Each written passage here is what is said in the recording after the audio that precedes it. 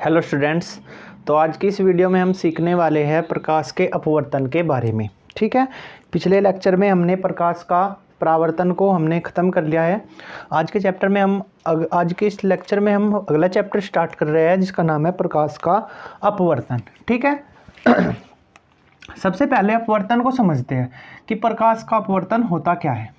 ठीक है, अब पहले मैं परावर्तन को एक बार फिर रिवाइज करवा रहा हूँ। भाई परावर्तन तो क्या था, जब कोई प्रकाश किरण किसी चिकने तल पर पड़ती है तो वह टकराकर उसी माध्यम में वापस लौट जाती है। प्रकाश की इस घटना को तो हम बोलते हैं प्रकाश का परावर्तन। ठीक है, और अपवर्तन क्या होता है, जब एक प्रकाश किरण किसी एक माध्यम से दूसरे माध्यम में जाती है।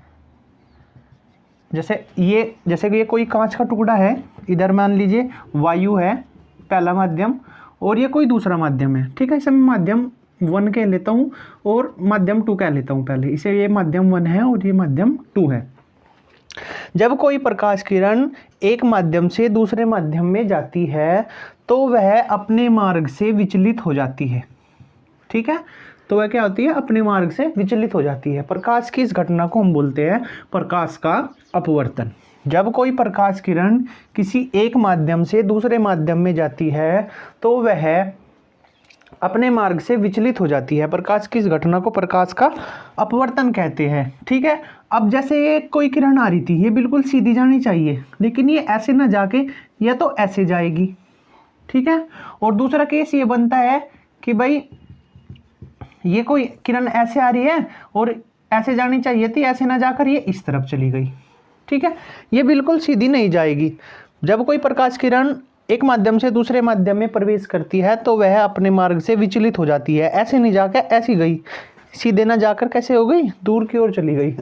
तो प्रकाश की इस घटना को हम बोलते हैं प्रकाश का अपवर्तन। ठीक है, जब कोई प्रकाश किरण किसी विरल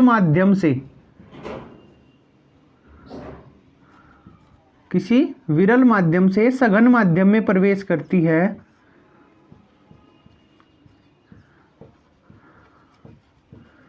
जब कोई प्रकाश किरण किसी विरल माध्यम से सघन माध्यम में प्रवेश करती है तो वह अभिलंब की ओर झुक जाती है। कौन सा है, इसे क्या बोलते हैं हम, अभिलंब। ठीक है, और जब कोई प्रकाश किरण सघन माध्यम से विरल माध्यम में प्रवेश करती है तो वह अभिलंब से दूर की ओर हट जाती है। ठीक है, ये अभिलंब है, इससे दूर की ओर हट जाती है। जब विरल माध्यम से सघन माध्यम में जाएगी तब तो वह अभिलंब की ओर झुक जाएगी, अभिलंब के पास की ओर हट जाएगी। ठीक है, और जब सघन माध्यम से विरल माध्यम में जाती है तो वह अभिलंब से दूर हट जाती है। ठीक है, इसी घटना को हम क्या बोलते हैं, प्रकाश का अपवर्तन। एक बार फिर समझते हैं। जब कोई प्रकाश किरण एक माध्यम से दूसरे माध्यम में प्रवेश करती है तो वह अपने मार्ग से विचलित हो जाती है। प्रकाश की इस घटना को हम बोलते हैं प्रकाश का अपवर्तन। ठीक है, जब विरल माध्यम से सघन माध्यम में प्रवेश करेगी किरण तब तो अभिलंब की ओर झुकेगी, और जब सघन माध्यम से विरल माध्यम में प्रवेश करेगी तब वह क्या होगी, अभिलंब से दूर की ओर हट जाएगी। अब बात आती है सघन माध्यम और विरल माध्यम कैसे होते हैं। विरल माध्यम तो होते हैं सॉफ्ट, जैसे वायु होगी। अब वायु से कांच में जा रही है, ठीक है, वायु से कांच में जा रही है तो क्या होगी, अभिलंब की ओर झुकेगी। ठीक है, और अगर जैसे कांच से वायु में आ रही है, ठीक है, तो क्या होगी, अभिलंब से दूर की ओर हट जाएगी। सघन माध्यम में और कौन कौन से आ सकते हैं, जैसे कांच हो गया, वाटर हो गया, पानी। ठीक है, ये सभी कैसे हो गए, सघन माध्यम, वायु के सापेक्ष।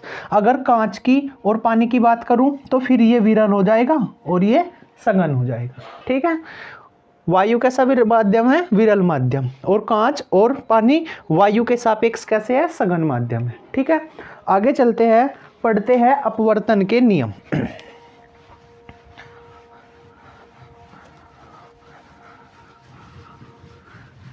अब परावर्तन के भी 2 नियम थे। परावर्तन के 2 नियम क्या थे, फिलहाल हम अपवर्तन के पढ़ रहे हैं। अपवर्तन के नियम, ठीक है, पहले मैं परावर्तन वाले की बात कर लेता हूं। परावर्तन का पहला नियम क्या था कि आपतित किरण, अपवर्तित परावर्तित किरण और अभिलंब तीनों एक ही तल में स्थित होते हैं। सेम ही बात इसमें है। पहला नियम देखेंगे क्या है भाई, ये कोई पहले माध्यम से मैं मान रहा हूँ विरल माध्यम से सघन माध्यम में चली गई कोई किरण, ठीक है, तो इस वाली किरण को हम क्या बोलेंगे, आने वाली किरण को आपतित किरण, ठीक है, और जाने वाली किरण को अपवर्तित। अब की बार परावर्तित नहीं बोलेंगे, अपवर्तित किरण,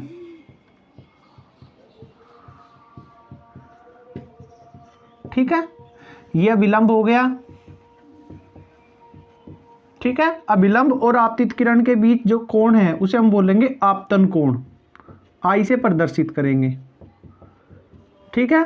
और अभिलंब और अपवर्तित किरण के जो बीच कोण है उसे हम बोलेंगे अपवर्तन कोण, इसे स्मॉल आर से प्रदर्शित करेंगे, अपवर्तन कोण,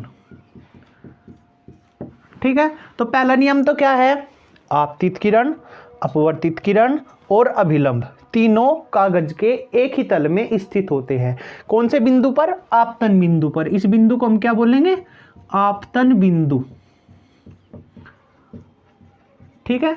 तो पहला नियम तो क्या है कि आपतित किरण, अपवर्तित किरण और अभिलंब तीनों कागज के एक ही तल में स्थित होते हैं। इस वाले में क्या था, आपतित किरण, परावर्तित किरण और अभिलंब तीनों कागज के एक ही तल में स्थित होते हैं। तो पहला नियम तो सेम सही है, बस वहां पर परावर्तित किरण था और यहाँ पर अपवर्तित किरण है। दूसरा नियम क्या देखेंगे, दूसरा नियम क्या है, दूसरा नियम क्या है, आपतन कोण की जया, आपतन कोण की जया। एक शब्द आया यहाँ पर जया, जया का मतलब होता है साइन, ठीक है, जैसे आप मैथमेटिक्स में पढ़ते हो साइन कोस वो वाला।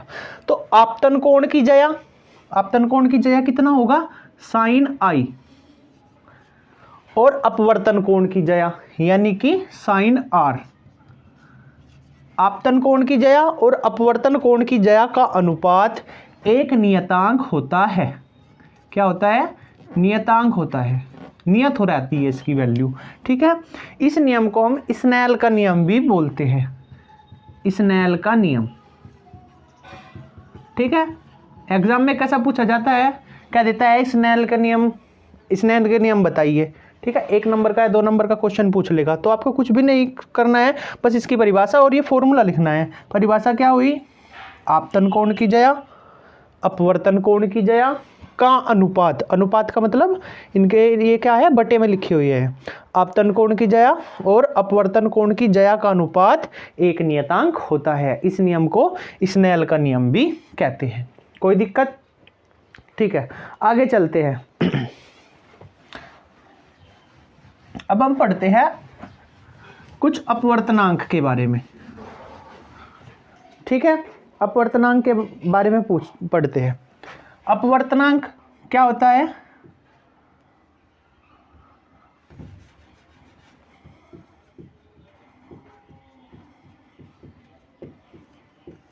अपवर्तनांक, अपवर्तनांक जैसे हमने अभी एक चीज ये फॉर्मूला पढ़ा, साइन आई बटे sine r is equal to n, ठीक है।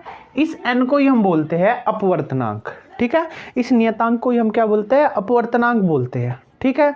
अब ये अपवर्तनांक 2 प्रकार के होते हैं, ठीक है, 2 प्रकार के होता है। पहला तो है, पहला अपवर्तनांक निरपेक्ष अपवर्तनांक,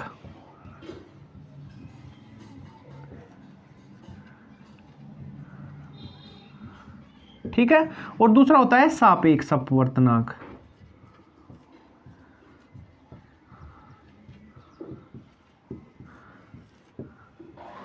ठीक है। अब ये निरपेक्ष अपवर्तनांक और सापेक्ष अपवर्तनांक होता क्या है, सबसे पहले निरपेक्ष को समझ लेते हैं, ठीक है।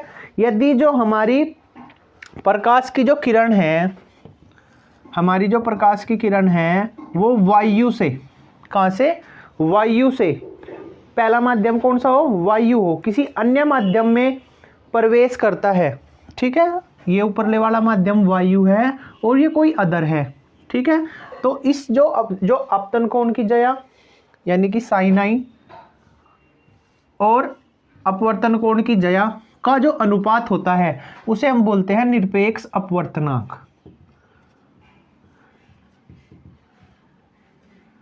इसे हम बोलते हैं क्या, निरपेक्ष अपवर्तनांक।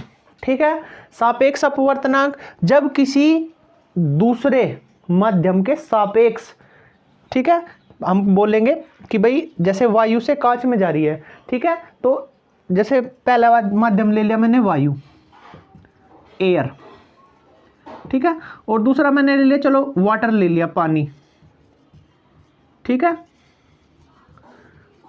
ठीक है, तो इसमें फॉर्मूला तो वही बनेगा, साइन आई बटे साइन आर, यहां पर भी, ठीक है, लेकिन हम इसे किसे कैसे डिनोट करेंगे, इसे हम देखो क्या हो रहा है, एयर से वाटर में जा रहा है, ठीक है, तो हम इसे खाली एन ना लिखकर हम लिखेंगे ए एन जी, क्या लिखेंगे, ए एन जी, जहां ए क्या है, एयर को प्रदर्शित कर रहा है, और सॉरी जी नहीं डब्लू, क्योंकि वाटर में जा रहा है ना, अगर कांच में जाता तो जी लिखते, तो ए एन डब्लू, ठीक है, और डब्लू किसे डिनोट कर रहा है, वाटर, पानी को, ठीक है, तो यहां पर हम इसे पढ़ेंगे कि वायु के सापेक्ष कांच का अपवर्तनांक, इसे क्या पढ़ेंगे हम, वायु के सापेक्ष कांच का अपवर्तनांक क्या होगा, साइन आई बटे साइन आर, ठीक है, ये साइन आई और साइन आर तो सेम ही है कि भाई जो फॉर्मूला है वो तो फॉर्मूला ही रहेगा, साइन आई बटे साइन आर, ठीक है। चलिए आगे चलते हैं,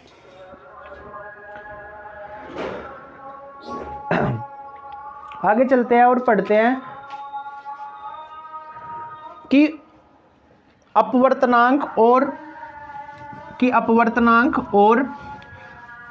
प्रकाश की चाल में क्या संबंध होता है। ठीक है, हम पढ़ेंगे कि अपवर्तनांक और प्रकाश की चाल में क्या संबंध होता है। अब मान लीजिए ये कोई पहला माध्यम जो है वो वायु है और दूसरा जो है कांच है। ठीक है, कांच से कहीं में जा रही है, सॉरी वायु से कांच में कोई किरण प्रवेश कर रही है, तो जब कोई विरल माध्यम से सघन माध्यम में जाएगी तो कैसी होगी, अभिलंब की ओर झुकेगी। ठीक है, देखिए अगर मैं मान लूँ यहाँ पर इसकी वेलोसिटी v1 है, ठीक है, और यहाँ पर इसकी वेलोसिटी v2 है, इसमें तो वेलोसिटी v1 है, मतलब जो प्रकाश का वेग है, वेलोसिटी मतलब वेग, प्रकाश का वेग v1 है और इसमें प्रकाश का वेग v2 है। ठीक है, तो जो ANG होगा, मतलब वायु के सापेक्ष कांच का अपवर्तनांक होगा, वो कितना होगा, v1/v2, कितना होगा, v1/v2। ठीक है, और अगर मैं कांच के सापेक्ष देखूं, अगर मैं GNA निकालूं तो कितना होगा, अब मान लो किरण ऐसे जा रही है उल्टी, ठीक है, तो GNA इक्वल टू कितना होगा, v2/v1 होगा, यानी कांच के सापेक्ष वायु का अपवर्तनांक कितना होगा, v1/v2। अगर मैं इन दोनों की इक्वेशन फर्स्ट मानूं से इक्वेशन सेकंड, दोनों की अगर मल्टीप्लाई करूं तो ANG into GNA equal to कितना होगा, v1/v2 इंटू v2/v1, इन दोनों की गुणा हो गई इन दोनों की, तो v2 से v2 कट गया, v1 से v1 कट गया, तो ANG into GNA equal to कितना आ गया, 1, यानी ANG इक्वल टू 1/GNA। ठीक है, ANG इक्वल टू 1/GNA। ठीक है, ये क्या हो गया, ये संबंध हो गया, एक संबंध तो यहाँ पर ही आ गया था हमारा, लेकिन इन दोनों के बीच में क्या रिलेशन होगा, ये हमारा यहाँ पर आ गया। तो अगर मैं बात करूँ, अगर कोई प्रकाश किरण वायु से कांच में प्रवेश कर रही है तो वायु के सापेक्ष कांच का अपवर्तनांक उन दोनों मतलब वायु और कांच में प्रकाश की चाल के अनुपात के बराबर होता है। क्या चीज कही कि वायु के सापेक्ष कांच का अपवर्तनांक वायु में प्रकाश की चाल और कांच में प्रकाश की चाल के अनुपात के बराबर होता है। ठीक है, आगे चलते हैं, आगे चलते हैं और पढ़ते हैं हम। अब आपने इन घटनाओं को, जैसे प्रकाश का अपवर्तन है, आपने इन चीज़ों को देखा भी होगा। जैसे आज आप एक करके देखना, एक एक्सपेरिमेंट, आप जैसे कोई भी एक गिलास लेते हो, ये कोई गिलास है, ठीक है, और इसमें आप एक चम्मच या कोई आप पेंसिल इसमें डुबा देते हैं। ठीक है, जब आप इसमें कोई पेंसिल ऐसे तिरछी डुबोगे और यहाँ से आपको देखना है, ठीक है। तो ये पेंसिल तो ऐसी दिख रहेगी, लेकिन ये आपको कुछ ऐसी दिखेगी, ठीक है। दिखनी तो आपको ऐसी चाहिए, लेकिन ये थोड़ा तिरछी दिखेगी, आपको कुछ ऐसी दिखेगी। ये क्यों होता है? प्रकाश के अपवर्तन के कारण। इस चीज को आप करके देखना, जब आप गिलास में एक पेंसिल को ऐसे डुबोगे तो उसमें क्या होगा, आपको जो पेंसिल है वो तिरछी दिखाई पड़ती है। क्यों दिखाई पड़ती है? प्रकाश के अपवर्तन के कारण, ठीक है। बहुत सारे एग्जाम्पल है आपकी बुक में, पढ़कर देखना। आगे चलते हैं, पढ़ते हैं क्रांतिक कोण के बारे में। क्रांतिक कोण,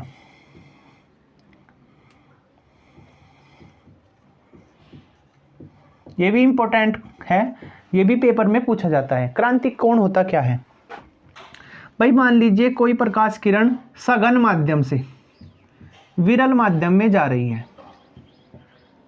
कैसे जा रही है? सघन माध्यम से विरल माध्यम में, ठीक है। समझना इस बात को। कोई प्रकाश किरण सघन माध्यम से विरल माध्यम में जा रही है, ठीक है। अब विरल में जा रही है, सघन से विरल में, तो अभिलंब से दूर की ओर हटेगी, ठीक है। चलिए, अब क्रांतिक कोण किसे कहते हैं? अब जर्नली जैसे कोई प्रकाश किरण ऐसे आई तो वो ऐसे जाएगी, सॉरी कोई प्रकाश किरण ऐसे आ रही तो ऐसे जाएगी, अभिलंब से दूर की ओर हटेगी, ठीक है।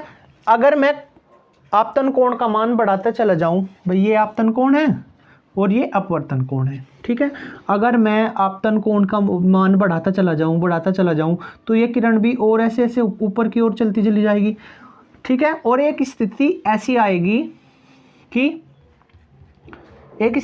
आएगी कि जो प्रकाश किरण है वो 90 डिग्री, उसका जो अपवर्तन कोण है वो 90 डिग्री हो जाएगा। यानी प्रकाश किरण ऐसे आई और ऐसे गई, ठीक है। कितना डिग्री हो जाएगा? ये 90 डिग्री हो जाएगा। आर की जो वैल्यू है वो 90 डिग्री हो जाएगा, ठीक है। तो जहाँ पर आर की वैल्यू 90 डिग्री हो रही है, ठीक है, उसके लिए जो आपतन कोण का मान है उसे हम बोलते हैं क्या? क्रांतिक कोण, ठीक है। जैसे हमारा फॉर्मूला है साइन आई बटे sine r is equal to n, तो यहाँ पर आर ना लिखकर क्या लिखेंगे? साइन 90 लिखेंगे, साइन 90। और साइन 90 की वैल्यू कितनी होती है? 1। तो साइन आई बटे 1 इजक्वल टू एन, और sine i is equal to n, ठीक है। जहाँ पर आई को हम क्या बोलेंगे अब? क्रांतिक कोण। क्यों? क्योंकि आर की वैल्यू कितनी है? 90 डिग्री, ठीक है। तो वह आपतन कोण परिभाषा कैसे देंगे? जब कोई प्रकाश किरण सघन माध्यम से विरल माध्यम में जाती है, तब आपतन कोण का वह मान जिसके लिए अपवर्तन कोण का मान 90 डिग्री हो जाता है, क्या कहलाता है? क्रांतिक कोण कहलाता है, ठीक है। तो ये था हमारा क्रांतिक कोण। आगे चलते हैं, पढ़ते हैं पूर्ण आंतरिक परावर्तन।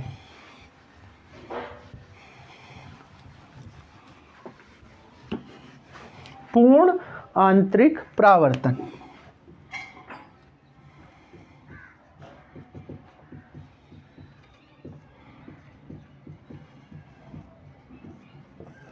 ठीक है। पूर्ण आंतरिक परावर्तन को समझते हैं क्या होता है। अब अभी हमने क्रांतिक कोण को पढ़ा, ठीक है। क्रांतिक कोण क्या था? कि प्रकाश किरण आई और 90 डिग्री पर चली गई, ठीक है। लेकिन अगर मैं इसका मान, आई का मान और बढ़ाऊं, ठीक है, इसे थोड़ा सा और ऐसे झुका दूं, तो प्रकाश किरण अब जो है 90 डिग्री पर न जाकर कैसे जाने लगेगी? ऊपर की ओर, ऐसे उसी माध्यम में वापस जाने लगेगी, ठीक है। क्या चीज़ है?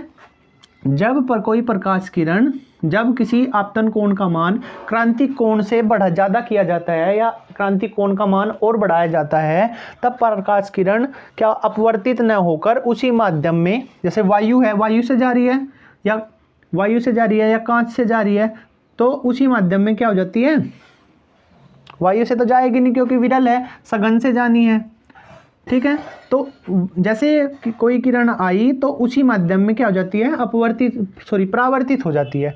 तो प्रकाश की इस घटना को क्या बोलते हैं?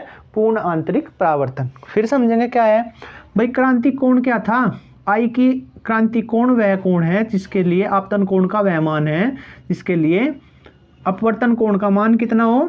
90 डिग्री हो, अब यदि क्रांतिक कोण यानी आपतन कोण का मान और बढ़ाया जाए तो प्रकाश किरण जो है वो अपवर्तित नहीं होगी बल्कि क्या हो जाएगी, परावर्तित हो जाएगी। ठीक है, क्या हो जाएगी, परावर्तित हो जाएगी। और प्रकाश की इस घटना को ही हम बोलते हैं पूर्ण आंतरिक परावर्तन। पूर्ण आंतरिक परावर्तन के लिए दो शर्त है। पहली तो है कि जो प्रकाश किरण है वो सघन से विरल में जानी चाहिए। ठीक है, सघन माध्यम से विरल में जानी चाहिए, क्योंकि अगर विरल से सघन में गई तो फिर तो वो अभिलंब की ओर झुकेगी, कुछ ऐसा होने का ही नहीं। तो पहला कंडीशन तो क्या है, सघन माध्यम से विरल माध्यम में जाना चाहिए। और दूसरा दूसरा बात क्या है, जो आपतन कोण का मान है, जो आपतन कोण का मान है, आई की वैल्यू है, वो बड़ी होनी चाहिए क्रांतिक कोण से। ठीक है, अगर आपतन कोण का मान क्रांतिक कोण से ज्यादा होगा तभी हमारी प्रकाश किरण क्या करेगी, पूर्ण रूप से परावर्तित होगी। कोई दिक्कत? तो ये था हमारा पूर्ण आंतरिक परावर्तन। पेपर में ज्यादातर पूछे जाती है पूर्ण आंतरिक परावर्तन की शर्त। पहली शर्त क्या है कि प्रकाश किरण सघन माध्यम से विरल माध्यम में ही जानी चाहिए। दूसरी क्या है कि जो आपतन कोण का मान है वो क्रांतिक कोण के मान से बड़ा होना चाहिए। ठीक है, तो पूर्ण आंतरिक परावर्तन यहाँ पर खत्म हो जाता है। ठीक है, तो आज आपको बस यही पढ़ना है। कल हम पढ़ेंगे लेंस के बारे में। ठीक है, कल के लेक्चर में हम लेंस को डिस्कस करेंगे। लेंस के जो हमारे प्रतिबिंब है वे बनाएंगे, उसका जो फॉर्मूला है उसे भी करेंगे, और जो क्वेश्चन है इसमें न्यूमेरिकल क्वेश्चन है उसको भी करेंगे। तो आज की वीडियो में बस इतना ही, आपको ये सब पढ़ना है। कल हम पढ़ेंगे लेंस के बारे में।